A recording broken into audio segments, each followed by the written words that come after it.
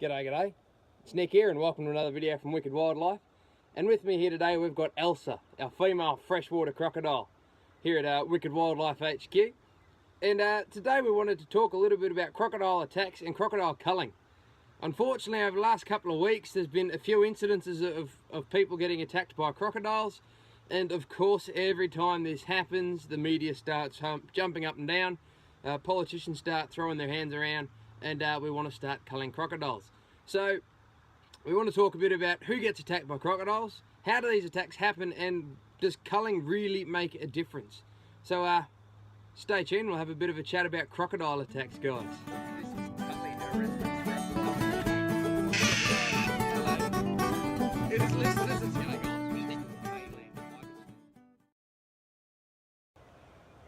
So the first thing about crocodile attacks in Australia is how dangerous are crocodiles? Well, they can kill you. They're pretty dangerous. However, so are cars and bees and horses and all sorts of things that we interact with every day. When you start to break it down into numbers, since 1971, there's been about 112 crocodile attacks. Now, about 30% of those ended in fatalities. Now, this is pretty sad. However, it works out to be about 2.5 attacks a year, or 0.7 deaths a year.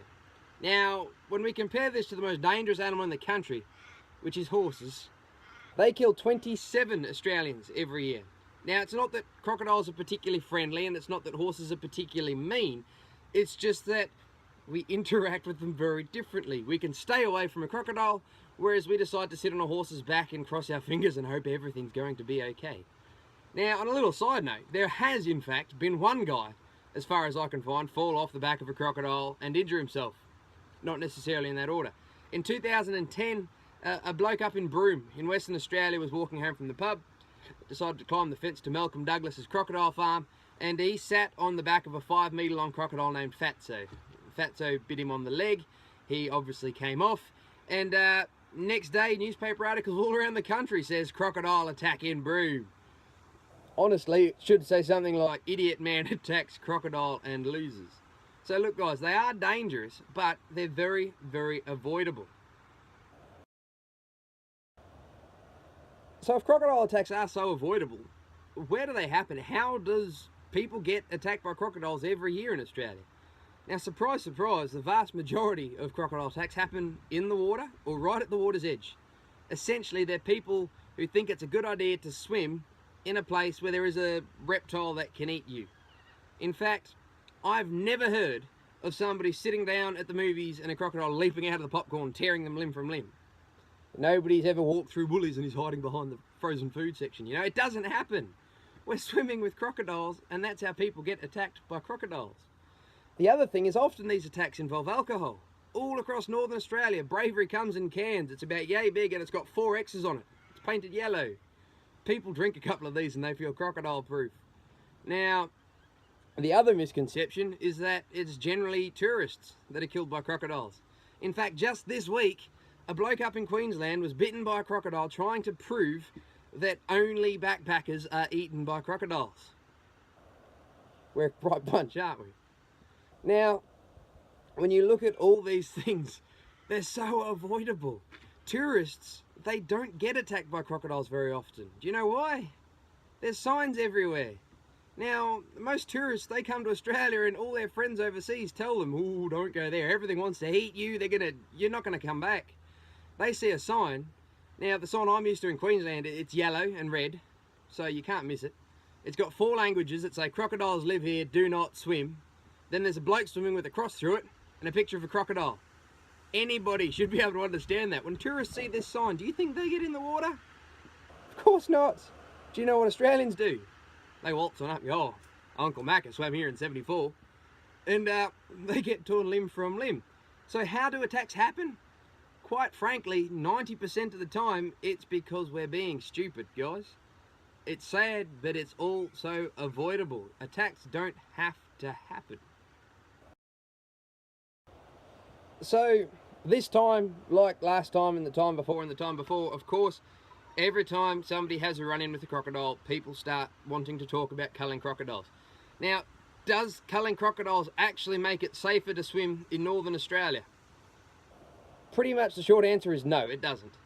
You see, in 1974, when crocodiles were protected in Queensland, at that point we had currently shot out 95% of the population of crocodiles. In 1975, just 1 year after they were protected, so there wouldn't have been very many crocodiles about, a bloke called Peter Reamiers was killed by a crocodile wading through water in far north Queensland. Now the thing is, it only takes one crocodile in a river to kill somebody. Now, when you've got a river full of crocodiles, hopefully, people all know there's crocodiles there and they don't go swimming. The attacks that do happen that are genuine accidents are the attacks where crocodiles are sometimes, or there might be crocodiles. And these places, people can be forgiven, I suppose, for not thinking clearly and jumping in. And this is the situation we risk making when we start culling crocodiles. You see, we're never going to get rid of them all. All we're going to do is get rid of the ones we can see. And then somebody says, it's all right, they've shot all the crocodiles, and they hop in. And then whose fault is it that that bloke died?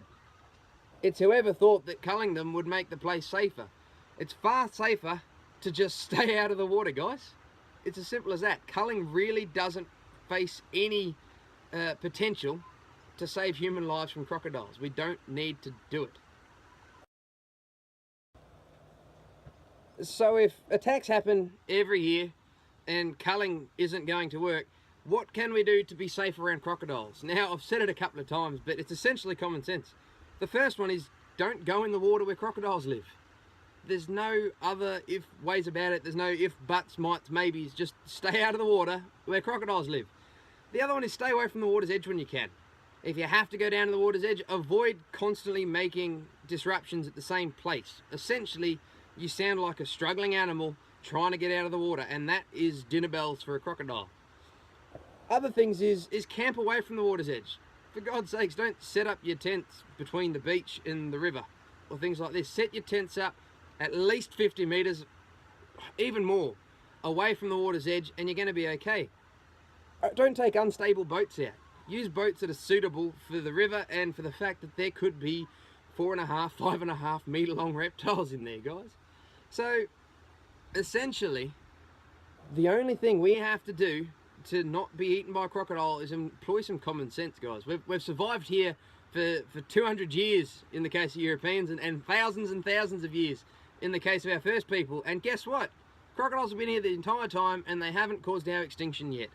So as long as we're smart about it, as long as we're a bit croc-wise, we can continue enjoying the most beautiful parts of the country and share them with one of the most incredible dinosaurs on earth, guys. So it's as simple as that. Now, as always, if you have enjoyed our video or you want to check out any others, please subscribe to our YouTube channel or check us out on Facebook. Our website's www.wickedwildlife.com. Other than that, guys, be croc-wise, have a good one and take care.